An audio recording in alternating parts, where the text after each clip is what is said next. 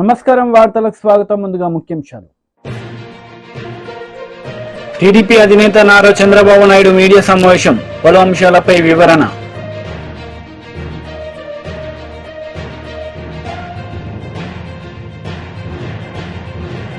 Bus యాత్రను నిర్వహించిన మాజీ ముఖ్యమంత్రి కేసీఆర్, బీజేపీకి కాంగ్రెస్ కి ఓటు వేసే ముందు ఒక్కసారి ఆలోచించుకోవాలని ప్రజలకు విజ్ఞప్తి. టీడీపీ అధినేత నారా చంద్రబాబు నాయుడు మీడియా సమావేశం నిర్వహించారు. ఈ సందర్భంగా పలు అంశాలపై ఆయన మాట్లాడారు. ఇది జరగాలి, అందుకే ఏ పని చేసినా పేదవారి కోసం చేయాలనుకుంటున్నాం. దీనికి ప్రత్యేకమైన శ్రద్ధ పెట్టాం. పేదరిక నిర్మూలన అసాధ్యం కాదు. ఈ టెక్నాలజీ పెద్ద హ్యాండీగా ఉంది. మనకు నాలెడ్జ్ ఎకానమీ సాధ్యం. ఇది చేయడం కోసం అందుకే మేము తీసుకున్నది కూడా మీరు చూస్తే కాంప్రహెన్సివ్ గా తీసుకున్నాం. ఇక్కడ కూడా మీరు గుర్తుపెట్టుకోవాల్సింది 2047 చాలా మందికి అనుమానం ఉంది.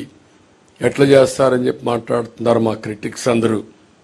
సంపద సృష్టించడం తెలిసిన పార్టీ తెలుగుదేశం పార్టీ. ఆ సంపద సృష్టి కూడా ఆటోమేటిక్ గా ఏదైతే ఉందో ఒక ఎకో సిస్టమ్ క్రియేట్ చేస్తే డెస్ట్రాయ్ చేయకపోతే కంటిన్యూగా ముందుకు పోయే పరిస్థితి వస్తుంది. దానికి ఒక నిదర్శనం ఒక హైదరాబాద్, లేకుంటే ఐటీ రంగం, అలాంటివన్నీ చేసి ముందుకెళ్తాం. అదే సమయంలో అంగన్వాడీ కార్యకర్తలను ఆదుకుంటాం. ఉద్యోగాలు చేసే మహిళలకు హాస్టల్ వసతి ఏర్పాటు చేసి వాళ్ళకు రక్షణగా నిలబడతాం. ఇంకొక పక్కన కొంతమంది గర్ల్స్ మధ్యలో చదువు ఆపేసి మళ్లీ వాళ్ళు కంటిన్యూ చేయాలి అనే ఆలోచన ఉంది. అలాంటి వారికి కళలకు రెక్కలనే పథకం కింద ఇంట్రెస్ట్ ఫ్రీ లోన్ ఎంతైనా కానీ ఇచ్చి వాళ్ళ పైకి తీసుకొచ్చే బాధ్యత, వాళ్ళు సెటిల్ అయిన తర్వాత ఆ డబ్బులు తిరిగి కట్టే బాధ్యత, అది కూడా వడ్డీ లేకుండా కట్టే బాధ్యత తీసుకొస్తాం. పండుగ కానుకలు, పెళ్లి కానుకలు నేను కొన్ని దీంట్లో పెట్టకపోయినా అన్నా క్యాంటీన్ ఇవన్నీ కూడా పునరుద్ధరిస్తాం. మళ్లీ పేదవాళ్ళకు అండగా ఉంటాం. ఈ ప్రభుత్వంలో ఉద్యోగస్తులు చాలా నష్టపోయారు. వ్యవస్థ చిన్నాభిన్నమైపోయింది. వ్యక్తులు కూడా ఆ ఉద్యోగాలను చేసే వాళ్ళందరూ వ్యవస్థలు డెస్ట్రాయ్ అయినాయి. వ్యవస్థలు నిర్వీర్యమైపోయినాయి. నిధులు లేకుండా ఒక పక్క, భయపెట్టే ఒక పక్క, అస్తవ్యస్తమైనటువంటి విధానాలు, వీటన్నిటిలో దెబ్బతిన్నారు. రెండోది వాళ్ళు కూడా చాలా నిరాశ నిస్పృహల మధ్యలో ఉన్నారు. ఒక మాటలో చెప్పాలంటే సమాజం మొత్తం దెబ్బతిన్నప్పటికీ ఉద్యోగస్తులైతే నిర్వీర్యమైపోయారు. వారి నమ్మకాన్ని కోల్పోయే పరిస్థితికి వచ్చారు. ప్రభుత్వంలో ఎప్పుడు ఉద్యోగస్తుల మొరేలు బాగుంటే వారే సంపద సృష్టించాలి, వారే సేవలు అందించాలి, వారి వల్ల కూడా ప్రగతి జరగాలి. మేము పాలిటీషియన్స్ పాలసీలు నిర్ణయిస్తాం, దాన్ని ఎగ్జిక్యూట్ చేసేది సమర్థవంతంగా ఉద్యోగస్తులు చేయాల్సిన అవసరం ఉంది. ఒక్క ఎగ్జాంపుల్ మీరు చూస్తే ఉపాధ్యాయులు ఎంత నిర్వీర్యమైపోయారంటే, ఒకప్పుడు మోస్ట్ రెస్పెక్టెడ్ కమ్యూనిటీ ఉపాధ్యాయుడు, తల్లి తండ్రి తర్వాత గురువు తర్వాత దైవం. అలాంటి ఉపాధ్యాయుడి నిస్సహాయ స్థితి, ఏం చెప్పుకోలేని పరిస్థితి. కడాన మద్యం షాపుల్లో కాపలాకు పెడితే అది కూడా నోరిప్పి చెప్పలేని పరిస్థితి. చెప్పితే కేసులు పెట్టడం. కనీసం వాళ్ళ రైట్స్ కోసం ఎప్పుడు కూడా ప్రజాస్వామ్యంలో ప్రజాస్వామ్య హక్కుల కోసం మాట్లాడే వ్యక్తులు ఇంటలెక్చువల్ కమ్యూనిటీ టీచర్స్. అలాంటి టీచర్స్ నోరిప్పలేని పరిస్థితి తీసుకొచ్చారు. ఇంకో పక్కన మనం ఒకసారి చూస్తే వీళ్ళందరిలో పీఆర్సీ లేదు, ప్రావిడెంట్ పీఎఫ్ లేదు, సరెండర్ లీవులు లేవు, లేకపోతే టీఏలు లేవు, లేకపోతే ఏది కూడా లేకుండా 20,000 25,000 కోట్ల రూపాయలు బకాయిలు పెట్టి అడిగితే వాళ్ళ మీద కేసులు పెట్టడం, వాళ్ళ సంఘ నాయకులను అరెస్టులు చేయడం, కావాలని కేసులు పెట్టి ఏసీబీ కేసులు పెట్టి వేధించడం, ఇది ఒక ఆనవాయితీగా అయిపోయింది. అందుకని మళ్ళా వాళ్ళ యొక్క ఆత్మ విశ్వాసాన్ని పెంచుతాం, ఆత్మ గౌరవాన్ని పెంచుతాం. ఆ విధంగా పీఆర్సీ ఇవ్వడం కానీ, పీఆర్సీ వచ్చే లోపల ఇంటీరియం రిలీఫ్ కూడా ఇస్తాం. ఇంటీరియం రిలీఫ్ ఇచ్చి వాళ్ళకి ఇవ్వాల్సిన డబ్బులు కూడా ఫేజ్డ్గా అవన్నీ కూడా క్లియర్ చేసి ప్రతి నెల జీతాలు వచ్చే పరిస్థితికి మళ్లీ తీసుకొస్తాం. ఆర్థిక వ్యవస్థని మెరుగుపరుస్తాం. అదే మరిగా ఏదైతే సిపిఎస్ ఉందో ఆ సిపిఎస్ను కూడా సమీక్ష చేసి ఏ విధంగా దీన్ని చేస్తే పరిష్కార మార్గం, సరైన మార్గం చూపించగలుగుతామో దానికి కూడా ఒక సమస్య పరిష్కారం కోసం కృషి చేస్తాం.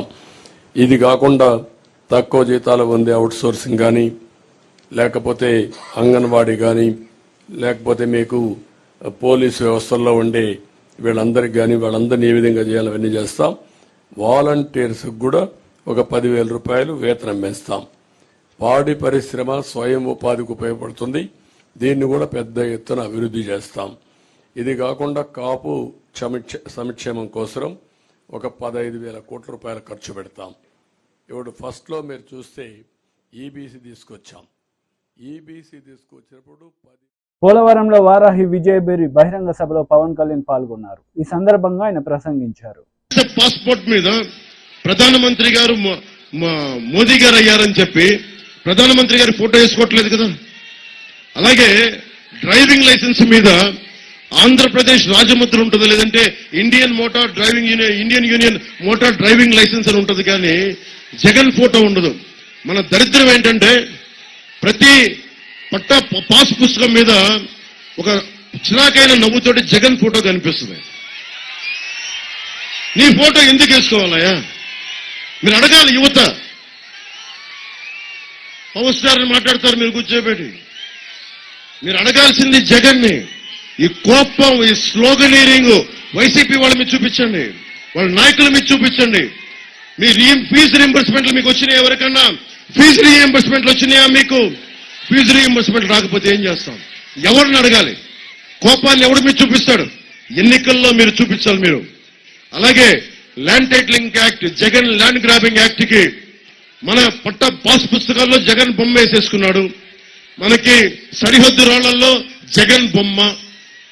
వీళ్ళకి ఇప్పటి నుంచి కాదు, జగన్ కుటుంబీకులకి వాళ్ళ తాతగారి దగ్గర నుంచి పక్కన పడి ఆస్తి లాక్కోవడం చాలా ఆనవాయితీ వాళ్ళకి. దానికి ఇన్సిడెంట్ కూడా చెప్తా. వెంకట్ నరసాయి గారు అని చెప్పి రైల్వే కోడూరులో వెరైటీస్ మైన్ ఆయనకి పాప అక్కడ ఉన్నాయని కనిపెట్టిన వ్యక్తి, గుర్తించిన వ్యక్తి. ఆయన ఒక చిన్న మైనింగ్ లీజ్ తీసుకొని వైఎస్ జగన్ గారి తాతగారికి మనుషుల్ని పనికి పెట్టుకున్నారు. పనికి పెట్టుకుంటే వెంకట నరసాయి గారిని కొద్ది రోజుల తర్వాత ఏమైందో తెలియదు, అని చనిపోయారు. ఆ వెరైటీస్ మైన్ వైఎస్ కుటుంబీకులకు వెళ్ళిపోయింది. సో పక్కనోడి ఆస్తి దోచుకోవడం అనేది అది వాడి కుటుంబ లక్షణం, అది వారి డిఎన్ఏలోకి వెళ్ళిపోయింది. ఎందుకు చెప్తున్నానంటే మన ఆస్తుల మీద జగన్ ఫోటో ఏంటి? అది మన ఆంధ్రప్రదేశ్ రాజముద్ర ఉండాలి తప్ప వైఎస్ జగన్ ఫోటో ఎందుకు? ఇది మనం ఆలోచించాలి. అలాగే ఉదాహరణకి ఈ యాక్ట్ వచ్చిన తర్వాత మీ ఇల్లు మీది అని చెప్పి మీరు ఆఫీసర్ దగ్గరికి వెళ్ళాలంట, వెళ్ళి అప్లై చేసుకోవాలి. మళ్ళీ ఓకే అని పెట్టకపోతే మళ్ళీ సంతకం మళ్ళీ గుర్తించరు. పోనీ మీరు కొంతకాలం వేరే ఊరు వెళ్ళారనుకుందాం, వైసీపీ నుంచో వాళ్ళ నాయకులు సజ్జల రామకృష్ణారెడ్డి గారు కానీ మిథున్ రెడ్డి గారు కానీ వాళ్ళ మనుషులు మీ ఇల్లు ఆక్రమించేశారనుకో, ఆక్రమించేస్తారు. జనరల్ గా అలా కబ్జా పెడితే మనం వెళ్ళి పోలీస్ స్టేషన్కి వెళ్ళాలి, ఆ తర్వాత కోర్టులకు వెళ్ళాలి. ఇప్పుడు మన కోర్టులకు వెళ్ళడానికి లేదు. ఎక్కడికి వెళ్ళాలి? వెళ్ళి కోర్టుకి వెళ్ళి ఆప్షన్ తీసేశారు. కోర్టుకి వెళ్ళకూడదంట, వెళ్ళి అధికారుల దగ్గరికి వెళ్ళాలంట. అధికారులు వాళ్ళ మనుషులైతే మన మాట ఎవడంటాడు? ఈరోజు చూశారు కదా, చిన్నపాటి పని చేసుకోవాలంటే వాళ్ళ అధికారులు చెప్పకపోతే మన మాట వింటల్లా. అలాంటిది మన మాట ఎవరింటారు? వెళ్ళి వాళ్ళ చెంచా వాళ్ళ కింద పనిచేసే ఆఫీసర్ దగ్గరికి వెళ్ళాలి. వాళ్ళ కొత్త రూల్ ప్రకారం మన ఆస్తులకి డాక్యుమెంట్స్ ఉండవు, ఒరిజినల్స్ అన్ని వాళ్ళ దగ్గర ఉంటాయంట. కేవలం జెరాక్సే మన దగ్గర పెడతారంట. ఈ జెరాక్స్ ఇచ్చి వీళ్ళు ఏమైనా చేయొచ్చు. దున్నేవాడిది భూమి. రాంబాబు గారిని అడగండి, వామపక్ష ఉద్యమాల్లో తిరిగి మనం అర్థం చేసుకున్న వ్యక్తి. దున్నేవాడిదే భూమి, దున్నేవాడిదే భూమి అని ఒక వామపక్షం ఒక స్లోగన్, అది నినాదం. కానీ ఇక్కడ దున్నన ప్రతి భూమి వైఎస్ జగన్దే అయిపోతారు. పొద్దున భవిష్యత్తులో ల్యాండ్ గ్రాబింగ్ యాక్ట్ వస్తాయి. ఉండని ప్రతి ఇల్లు వైసీపీ నాయకులది అయిపోతాయి. దున్నే ప్రతి భూమిని తాకట్టు పెట్టేస్తారు, ఉండే ప్రతి ఇల్లుని తాకట్టు పెట్టేస్తారు. మన ఆస్తుల మీద మనకి హక్కు లేకుండా చేస్తున్నారు. ఇక్కడ ఆడబిడ్డలు ఉన్నారు, మీ బిడ్డలకి ఎవరైనా పెళ్లి చేయాలంటే మీరు కూర్చోటి పసుపు కుంకాల కింద స్టాంప్ పేపర్లు ఇస్తాం వచ్చిన అల్లుడికి. రేపు పొద్దున ఎక్కడ ఏమిస్తాం? జెరాక్స్ ఫోటోలు ఇస్తే మనకి తీసుకుంటారా? ఒకసారి ఆలోచించండి. ఇవన్నీ జెరాక్స్ ఇస్తే పెళ్లిళ్ళు జరుగుతాయా? రేపు పొద్దున కష్టం వచ్చింది, బ్యాంకులు ఒరిజినల్ స్టేట్మెంట్స్ అడుగుతాయి. దానికి ఎవరిని దానికి ఏం వివరణ ఇచ్చారు వైసీపీ వాళ్ళు? రేపు పొద్దున కష్టం వచ్చింది, పక్కడికి వెళ్ళి మనం కూర్చోబెట్టి తనఖా పెట్టాలి అంటే, వడ్డీ వ్యాపారి దగ్గరికి వెళ్ళాలి అంటే, మనం తెలిసిన వాడి దగ్గరికి వెళ్ళాలంటే ఒరిజినల్ డాక్యుమెంట్స్ అడుగుతారు. ఒరిజినల్ డాక్యుమెంట్స్ లేకుండా ఫోటో స్టాట్ ఇస్తారంటే ఎవరు తీసుకుంటారు? సో దీన్ని దృష్టిలో పెట్టుకొని ఇది ఒక అరాచక ప్రభుత్వం. ఇది 5 సంవత్సరాలు విధ్వంసం క్రియేట్ చేశారు. కేసీఆర్ బస్సు యాత్ర నిర్వహించారు. బీజేపీ కాంగ్రెస్ కు ఓటు వేసే ముందు ఒక్కసారి ఆలోచించి ఓటు వేయాలని కోరారు. సిద్ధంగా ఉండాలి. గిరిజనుల కోసం ప్రత్యేక గురుకులాలు పెట్టినాం, మైనార్టీల కోసం ప్రత్యేక గురుకులాలు పెట్టినాం, బీసీల కోసం ఎస్టీల కోసం 1100 గురుకుల పాఠశాలలు పెట్టి వాళ్ళ బతుకులు బాగుపడాలని ప్రయత్నం చేసినాం. అక్కడ చదువుకున్న పిల్లలు బ్రహ్మాండంగా ఐఐటి, ఐఐఎం, ఎంబీబీఎస్, ఐఏఎస్ పరీక్షలకు కూడా పోతా ఉన్నారు.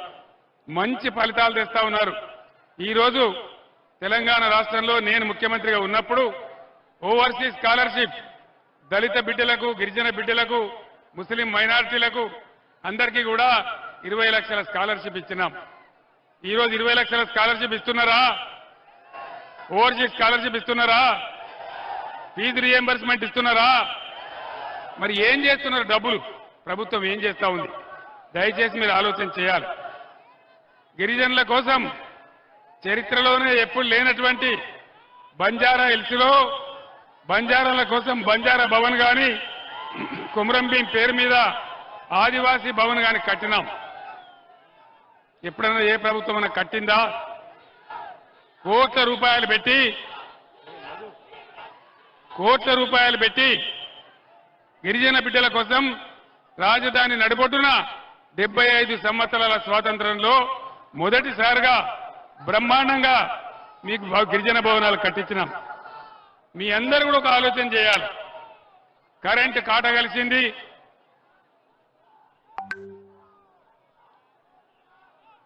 ఈరోజు ఇది కూడా తీసేయి. సింగరేణి బిడ్డలకు కూడా బీఆర్ఎస్ హయాంలో ఎటువంటి లాభాలు చేసినామో, ఏమేమి సాయం జరిగిందో మీ అందరికీ తెలుసు. తెలంగాణ స్పెషల్ ఇంక్రిమెంట్ ఇచ్చినాం, బోనస్ ఇచ్చినాం, చరిత్రలో ఎప్పుడు లేనంత పెంచినాం. ఇప్పుడు ఈ ప్రభుత్వం సింగరేణిని కూడా ముంచే కార్యక్రమంలో ఉంది. ఎందుకంటే మీ అందరికీ తెలుసు, ఈనాడున్న ముఖ్యమంత్రి చోటేబాయ్, నరేంద్ర మోడీ బడేబాయ్.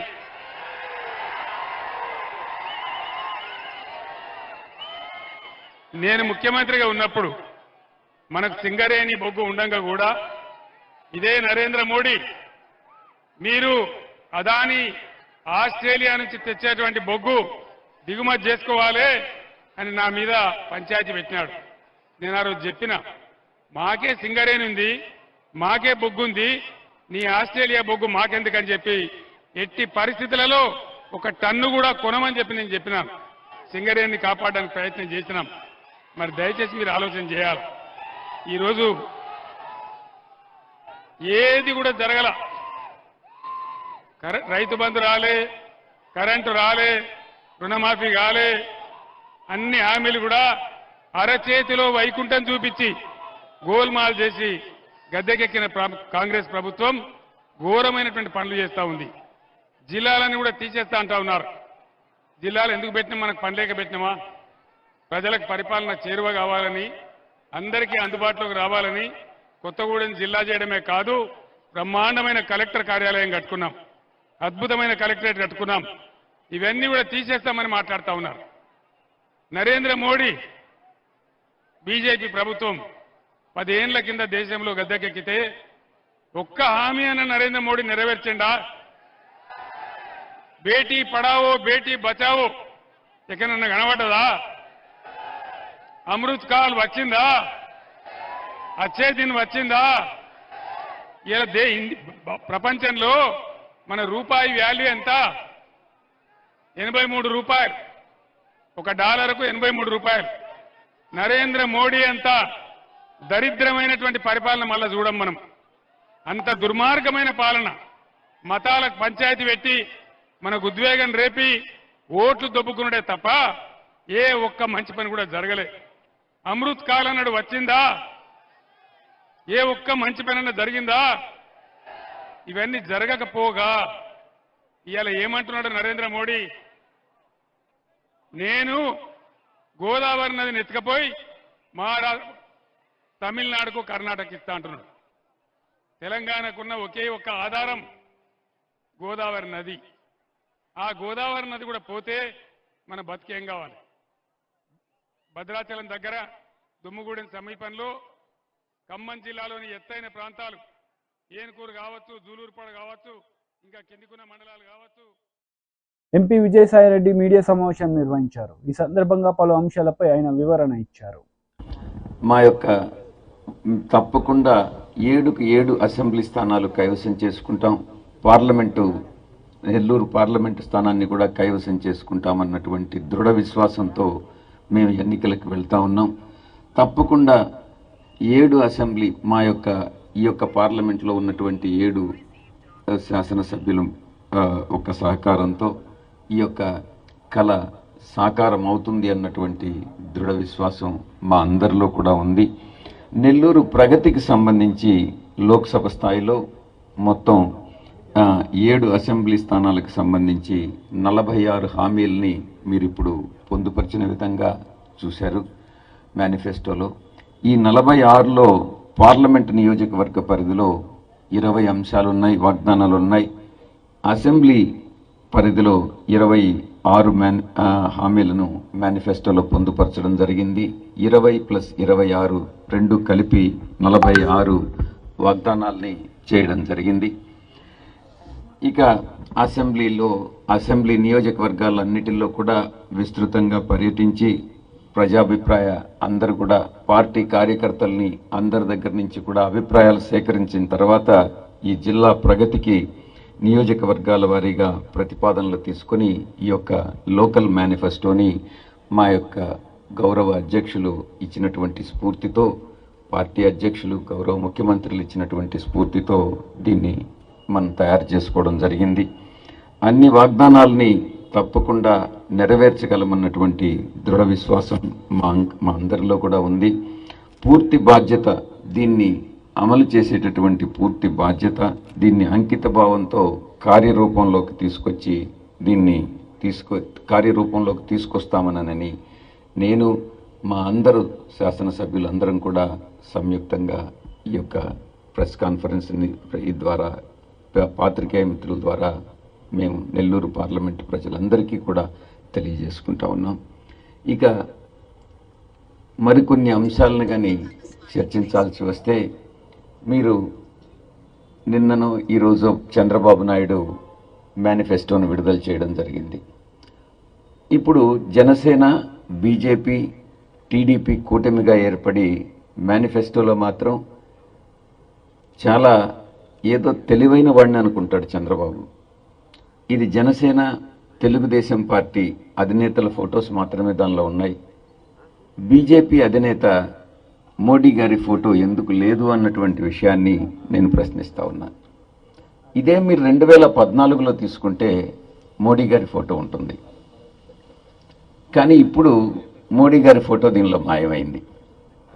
దీనికి కారణం, ఎక్కడ ముస్లిం సామాజిక వర్గం దూరం అవుతుందేమో అన్నటువంటి ఒక భయంతో తెలుగుదేశం పార్టీ అధ్యక్షుడు చంద్రబాబు నాయుడు దీంట్లో ఉద్దేశపూర్వకంగా మోడీ గారి ఫోటో మిస్ చేశాడు. దీనిలో మిస్ చేయడం కాదు, ఉద్దేశపూర్వకంగా వాళ్ళని.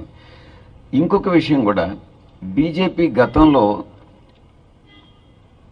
తాము ఇండిపెండెంట్గా పోటీ చేసినప్పుడు రాయలసీమకి ఏదో నియమావళిని ఇంకొక రకంగా మేనిఫెస్టో విడుదల చేసినటువంటి బీజేపీ దీనిలో భాగస్వామి కానట్లయితే బీజేపీ ఎందుకు సపరేట్ మేనిఫెస్టో విడుదల చేయట్లేదు?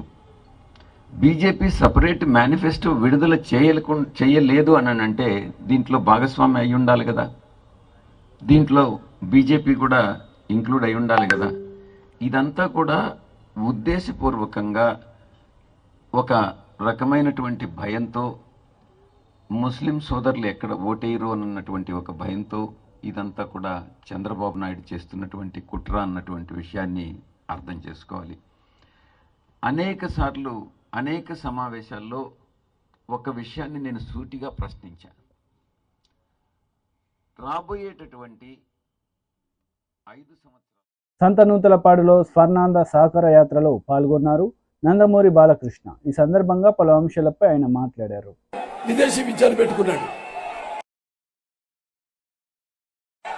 అలాగే తెలుగుదేశం పార్టీ అధికారంలోకి వస్తే మళ్ళీ అలాగే ఈ యొక్క ఇది ఎస్సీ సప్లైర్ ఉందో పూర్తిగా దాన్ని రద్దు చేసేసాడు. రేపు తెలుగుదేశం పార్టీ అధికారంలోకి వస్తే తప్పకుండా ఈ యొక్క ఏపీఐసి ద్వారా రుణాలు ఇప్పిస్తాము. అలాగే ఈ యొక్క బెస్ట్ అవైలబుల్ స్టడీస్ అందరికీ అందుబాటులో ఉంచుతాము. అలాగే ఈ యొక్క సివిల్ సర్వీసెస్ కి వెళ్లాలనుకునే విద్యార్థులకు వాళ్ళందరికీ కూడా ఉచితంగా శిక్షణ ఇప్పిస్తాము. అలాగే ప్రతి ఎస్సీ పేద కుటుంబానికి 2 ఎకరాలు కొనుగోలు భూమిని కూడా ఇస్తామని మేనిఫెస్టోలో పేర్కొనడం జరిగింది. అలాగే ఏదైతే ఏబిసిడి వర్గీకరణ ఉందో అప్పుడు నాన్నగారు అప్పుడు సర్కారీ కమిషన్ పెట్టి కేఎల్ నారాయణ గారు అప్పుడు రాష్ట్రపతిగా ఉన్నప్పుడు ఆయన ఎన్నో సంస్కరణలు తీసుకురావడం జరిగింది. అంటే ఆర్థికంగా, సామాజికంగా, రాజకీయంగా మిమ్మల్ని అందరినీ పైకి తీసుకురావడం కోసం ఎన్నో సంస్కరణలు తీసుకురావడం జరిగింది. ఈ యొక్క మళ్ళీ ఈ యొక్క ఏబిసిడి వర్గీకరణ చేస్తాం అని మీ అందరికీ సభాముఖంగా తెలియజేసుకుంటున్నాను. అలాగే ఇప్పుడు ఇవాళ చూస్తున్నాం, ఎన్నో కబుర్లు చెప్పాడు, విద్యార్థులకు అందరికీ హామీ ఇచ్చాడు. ప్రతి సంవత్సరం జాబ్ క్యాలెండర్ రిలీజ్ చేస్తానని కలుబలు కబుర్లు చెప్పి మరి విద్యార్థుల్ని కొత్త పరిశ్రమలు రాకపోగా ఉన్న పరిశ్రమలు కూడా వెళ్ళగొట్టేసి మరి విద్యార్థుల్ని ఈ యొక్క గంజాయికి, డ్రగ్స్ కి అలవాటు చేసి మోసం చేశాడు. మరి పెద్దానికి నేను సిద్ధం అంటాడు.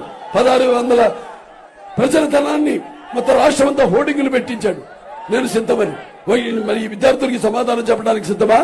లేకపోతే తన తల్లి చెల్లిని ఇంటి నుంచి బయటికి గెట్టేసి మరి బాబాని చెప్పిన వాళ్ళ నిందితుల్ని కాపాడుతూ వాళ్ళ చెల్లికి మోసం చేశాడు.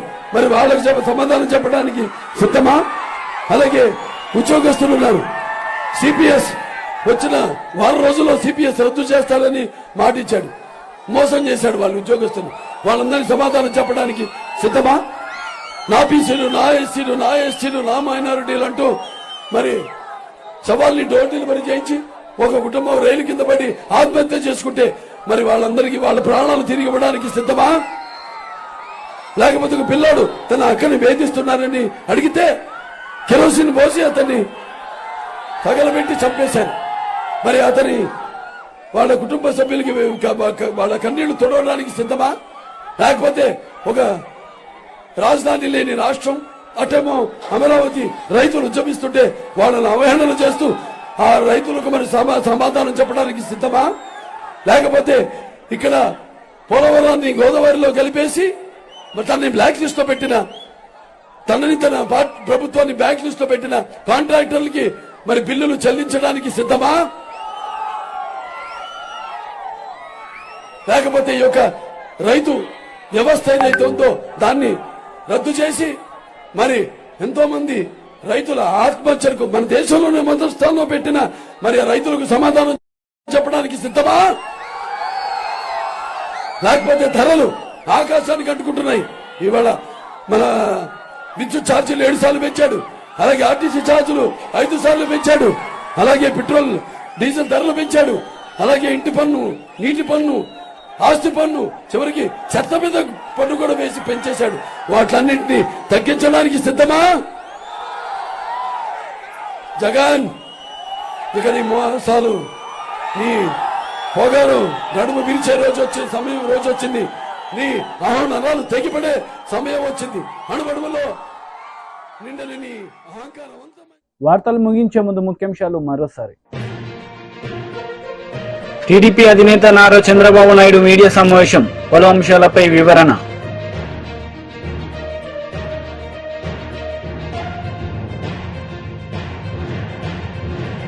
బస్సు యాత్రను నిర్వహించిన మాజీ ముఖ్యమంత్రి కేసీఆర్, బీజేపీకి కాంగ్రెస్ కి ఓటు వేసే ముందు ఒక్కసారి ఆలోచించుకోవాలని ప్రజలకు విజ్ఞప్తి.